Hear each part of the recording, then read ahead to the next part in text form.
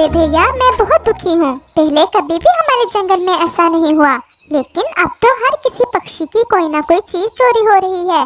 पता नहीं कौन चोर घुस आया है हमारे इस जंगल में। मैं भी इस वजह से परेशान हूँ।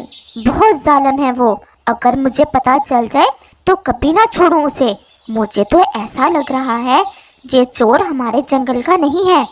जब हम दाना लेने बाहर जाते हैं तो कोई दूसरे जंगल से आकर हमारा भोजन और चीजें चोरी करके ले जाता है। मुझे तो ऐसा नहीं लगता। भला दूसरे जंगल से कोई आए और हमें पता ही ना चले। मैं तो नहीं मानता। हमारे जंगल में कोई भी पक्षी ऐसा नहीं है। अब हमें थोड़ा होशियार रहना होगा। तमाम पक्षी बहुत तंग हैं और हर तरफ चोर को ढूंढने की बात चल रही है। मेरी मानो तो अब मेरे साथ जाया करो। हम भी अपना दाना खुद ही ढूंढ लाया करेंगे। अगर पकड़े गए तो सब पक्षी मिलकर हमें जंगल से निकाल देंगे। कभी भी नहीं पकड़े जाएंगे हम। बस जैसा मैं कहूँ वैसे ही चोरी किया करो। सुबह सुबह सब पक्षी चले जाते हैं। बस दोपहर और शाम को न जाना किसी भी पक्षी के घर। और हम पर तो कोई शक भी नहीं करता। आखिर हम पुराने बासी हैं इस जंगल के। खुद भी तो नहीं देते ना दाना पक्षी हमें लाकर। आखिर हम बड़े भी हैं जंगल के। अब तुम जाओ और जल्दी से कबूतर की तरफ जाओ। मैंने देखा है वो अभी अभी पहाड़ों की तरफ जा रहा था। हाँ, उधर ही जा रहा हूँ। मैंने भी देख लिया है उसे। और कौवा कबूतर के घर की तरफ चला जाता है। वाह जी वाह, कबूतर ने तो बहुत चीजें इकट्ठी की हुई हैं। मेरी पत्नी तो आज खुश हो जाएगी। और कौवा कबूतर का सारा भोजन जो उसने जमा किया हुआ था चोरी करके भाग जाता है। इससे अच्छा तो ये है मैं ये जंगल ही छोड़ दूं। इतनी मुश्किल से सारी गर्मियों में दाना इकट्ठा किया और कल मेरा सारा भोजन कोई उठा ले गया। हम सब परेशान हैं। सबके साथ ही ऐसा हो रहा है। आप प्लीज जंगल छोड़ने की बात ना करें। आपके पूर्वज भी इसी जंगल में रहते आए हैं और मेरे भी। पहले कभी ऐसा ना था। हम जल्द ही चोर को पकड़ लेंगे और सब ठीक हो जाएगा। देख लेना, जब भी पकड़ा मैं ही पकड़ूंगा उस चोर को और मारूंगा भी और भगाऊंगा भी उस चोर को। मुझे तो बहुत ज्यादा गुस्सा आ रहा है उस पर। वो तो अच्छा जो मैंने कभी दाना इकट्ठा ही नहीं किया, वरना वो चोर तो मेरे भी घर आया था परसों। कव्वे, भला तुम्हारे घर से चोर को क्या मिलता? इसीलिए तो वो जाते हुए मेरा घोंसला तोड़ गया। बस मिल जाए एक बार, छोड़ूंगा नहीं उसे। सुनो जी, एक फरमाइश है, अगर पूरी कर दो तो। क्या अब कोई नई शैतानी आ गई तुम्हारे दिमाग में? नहीं, बस छोटी सी इच्छा है। बताओ भी अब। मैंने आज अपने मैके जाना है। तो फिर जाओ, मैं क्या करूं? है ना तुम्हारे करने का काम भी। मैं जब भी अपने मैके जाती हूँ सब मुझे ताने देते हैं। तुम्हारा पति है ही निकम्मा। मेरे पास कोई झुर्री जो नहीं होती। आप प्लीज मुझे वो रानो चिड़िया का हार चुरा कर ला दो। मेरा भी जी करता है मेरे मेके वाले तुम्हारी परिभाषा करें और मैं खुश हो जाऊं। तुम रहने ही तो मेरी ऐसी परिभाषा करवाने को। और वैसे भी वो चिड़िया अपना हार उतारती ही कब है जो मैं चोरी करके तुम्हें ला दूं? तुम्हें शायद पता नहीं, रानो चिड़िया जब नदी पर पानी लेने जाती है तो वो अपना हार घर ही रख कर जाती है। मैंने बहुत दफा देखा है। प्लीज आप मेरी ये प्रार्थना पूरी कर दो, फिर कोई और नहीं करूँगी। अब तुम इतनी जिद कर ही रही हो तो कुछ ना कुछ तो करना ही पड़ेगा। ये हुई ना बात, मेरा कालू सुंदर पति। तुम जैसा तो कोई नहीं इस जंगल में। बस करो, अब ज्यादा मक्खन ना लगाओ। मैं जा रहा हूँ। बहुत तेज है, हर किसी पर नजर रखती है मेरी पत्नी। हार तो बड़ा है और चिड़िया भी नहीं है। मौका अच्छा है। और कौवा जल्दी से हार उठाकर निकल जाता है। रानो चिड़िया जैसे ही अपने घर आती है अपना हार ना देखकर वो तो रोने लगती है। बाकी सब पक्षी भी इकट्ठे हो जाते हैं। हाय हाय, मेरी तो किस्मत ही खराब जो मैं गई नदी की तरफ। मैंने सोचा कौन चुराएगा मेरे इस हार को। सबको पता है ये मेरी माँ की निशानी है और मेरे पास था ही क्या, एक मेरी माँ की निशानी ही थी। वो भी कोई जालिम उठा ले गया। जल्दी से छुपा लो और हाँ, जंगल से बाहर जाके पहनना इसे। अब तुम जाओ अपने मैके और मैं जाता हूँ चिड़िया की तरफ। अगर मैं ना गया तो सब मुझ पर शक करेंगे। हाँ, तुम जाओ और मैं भी जाती हूँ अपने मैके। तुम्हारे लिए अपने माँ के हाथ की बनी चूड़ी भी लेकर आऊंगी। आखिर इतना ख्याल रखते हो तुम मेरा।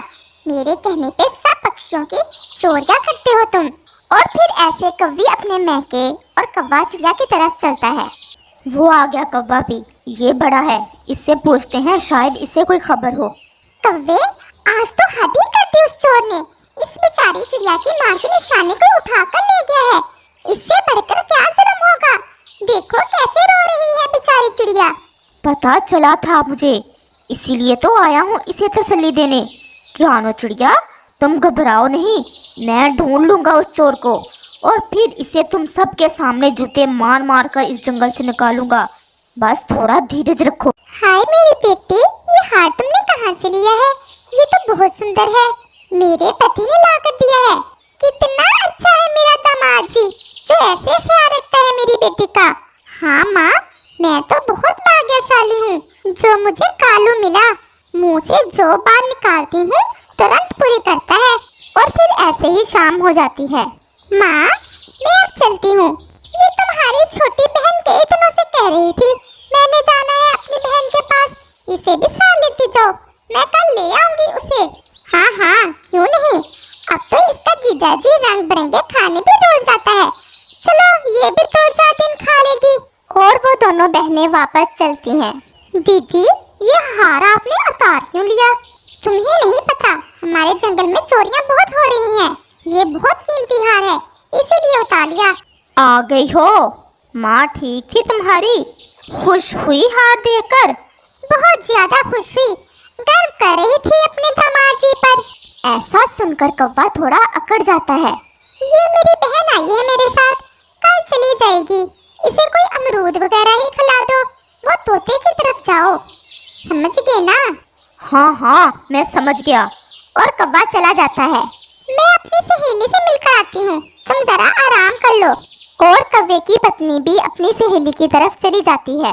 कितना सुंदर है ये हार, मैं इसे पहनकर देखूं मैं कैसी लगती हूँ। लेकिन ऐसे क्या मजा, तारीफ तो वो जो दूसरे करें। मैं इसे पहनकर जंगल के नदी वाले रास्ते पर जाकर बैठती हूँ। सब पक्षी देखकर हैरान होंगे कि इतनी सुंदर पक्षी कहाँ से आई है इतना कीमती हार पहनकर। और वो ऐसा ही करती है। ये हार तो चिड़िया का है, मैं उसे बताता हूँ जल्दी से जाकर। शानो चिड़िया, जल्दी चलो, कोई अपरिचित व्यक्ति तुम्हारा हार पहनकर बैठी है, और वो भी बीच राह में। कोई डर नहीं उसे, आखिर मैंने चोर पकड़ ही लिया। सच में? चलो, वो तो मेरी माँ की निशानी है, अगर एक बार मिल गया तो मैं कभी उसे अपने गले से नहीं उतारूंगी। ये हार तुमने कहाँ से लिया है, और कौन हो तुम? मैं पास वाले जंगल की कौवी हूँ, पिंकी है नाम मेरा, और मेरा जीजा है कालू जो इस जंगल में रहता है। उसने दिया है ये हार मुझे। अच्छा है ना, मुझे पता है तुम सबको मैं बहुत सुंदर लग रही हूँ, इसीलिए आए हो ना सब मुझे देखने। ये हार, चुप चुप चिड़िया, अभी नहीं। अच्छा, तो कालू ने दिया है तुम्हें ये हार? चलो जरा हम भी देखें, हमने कभी गौर ही नहीं किया कालू कौन है। चलो चलो, आप सब मेरे साथ चलो।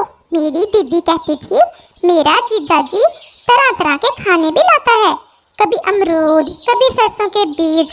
ओ तेरी, इसका मतलब मेरे सरसों के बीज भी मिल गए। और वो सब इसके साथ चलते हैं। जीजाजी सरप्राइज! देखो, मैंने दीदी का हार क्या पहना, सब पक्षी मेरा पीछा ही नहीं छोड़ते। कहते हैं अपने जीजाजी से मिलवाओ जिसने इतना सुंदर हार ला कर दिया। हाँ बे कालू कौवे। लेकिन कौवा अपना सर झुकाकर खामोशी रहता है। ओ बोलो कालू, चोर मिल गया है हमें। तुम कहते थे ना कि मैं जूते मार मार कर उसे जंगल से निकालूंगा, अब क्या ख्याल है? मुझे माफ कर दो, ये सब मैं अपनी पत्नी के कहने पर करता था। चिड़िया, ये हार ले लो आप। वो तो हम लेंगे ही, लेकिन तुम्हारी माफी इसी में है कि अपनी साली और पत्नी को लो और चले जाओ अपने ससुराल ही। और फिर सब पक्षी मिलकर कालू कौवे को उस जंगल से निकाल देते हैं। इस कहानी से हमें सीख मिलती है कि चोर चाहे कितना ही चालाक क्यों ना हो, कभी ना कभी तो अपनी कोई निशानी जंगल में। कालू कौवा और चिड़िया साथ साथ ही रहते थे। चिड़िया हर काम बहुत जिम्मेदारी से करती, लेकिन कौवा हर समय मुफ्त का माल ही ढूंढता रहता। इसकी हर समय कोशिश होती कि काम करे कोई और खाए वो। फिर एक दिन कौवा चिड़िया के पास आता है। चिड़िया रानी कैसी हो? क्या हो रहा है? मैं तो ठीक हूँ, तुम सुनाओ, तुम क्या कर रहे हो और कैसे आना हुआ आज सवेरे सवेरे ही मेरी तरफ? मैं फारग बैठा हुआ था, जी में एक बहुत अच्छा प्लान आया। मैंने सोचा क्यों ना अपनी पड़ोसन से ही शेयर करूं। जी जी कव्वे भैया, क्या सोच लेकर आए हो? देखो चिड़िया, ये दाना खा खा कर मेरा तो जी अकता गया है। रोज दाना, कभी तो कुछ नया होना चाहिए ना। मैंने सोचा है जंगल का जो खाली मैदान है वहाँ कोई सब्जी काश्त कर ली जाए। हाँ, जैसे तुम्हारे पूर्वजों ने गंदम काश्त की थी हमारे पूर्वजों के साथ मिलकर। नहीं नहीं चिड़िया रानी, वो तो सब झूठ है। अब हमें ठीक से अंदाजा है कि काम करना ही पड़ता है, कुछ किए बगैर तो कुछ मिलने वाला नहीं है। मेरा विश्वास करो, मैं तुम्हारे साथ बराबर काम कराऊंगा और हिस्सा बराबर लूंगा। अगर तुम सच में काम कर लोगे तो मुझे कोई एतराज नहीं है, लेकिन काश्त क्या करना होगा? बस यही तो मुझे समझ नहीं आ रही थी, तुम ही बताओ क्या करें। हम ऐसा करते हैं, मेरे पास 2 आलू पड़े हैं, मेरी नानो लाई थी, मैं तो आज इन्हें खाने ही वाली थी, लेकिन अगर तुम चाहो तो हम इन्हें ही बो लेते हैं। वैसे तो इन आलुओं से एक दिन का भोजन मिलेगा, लेकिन अगर हम इन्हें बोलेंगे तो ढेर सारे आलू बन जाएंगे इन 2 से। और ऐसे जब हम दाना खा खा कर उकता जाया करेंगे तो टेस्ट चेंज कर लिया करेंगे। वाह चिड़िया दीदी, मैं दाद देता हूँ तुम्हारी सोच की, ये ठीक है। और वो दोनों आलू का बीज लेकर नदी के पास चले जाते हैं। कव्वे भाई, आप ऐसा करो कि अपने सब पंजों से इस जमीन को थोड़ा नरम करो ताकि हम आलू इसमें रख सकें, और मैं पानी का बंदोबस्त करती हूँ। और फिर कौवा अपने पंजों से जमीन खोदने लग जाता है। जल्द ही वो जमीन में दोनों आलू दबाकर वापस चले जाते हैं। अगले दिन कौवा फिर से चिड़िया के पास जाता है। चिड़िया दीदी, आज का क्या काम है? आज सिर्फ पानी ही देना है।